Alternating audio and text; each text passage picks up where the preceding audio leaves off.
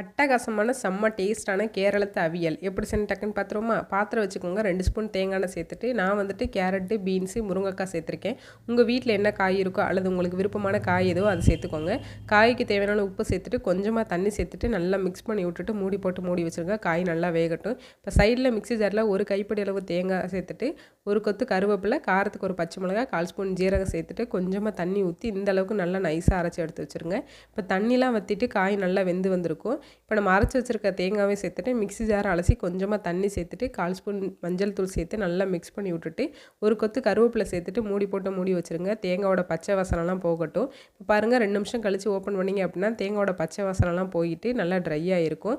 இப்போ அடுப்பை ஆஃப் பண்ணிவிட்டு ஒரு 2 ஸ்பூன் தயிர் சேர்த்துட்டு நல்லா மிக்ஸ் பண்ணி விட்ருங்க. மிக்ஸ் பண்ணிவிட்டு ஃபைனலாக கொத்தமல்லி தூவி இறக்கிட்டிங்க அப்படின்னா ஒரு செம்ம டேஸ்ட்டான கேரளத்து அவியல் ரெடி ஆயிடுச்சு. பிடிச்சிருந்தா லைக் பண்ணி ஷேர் பண்ணிவிட்டு சேனலை சப்போர்ட் பண்ணி சப்ஸ்கிரைப் பண்ணிடுங்க. தேங்க்யூ.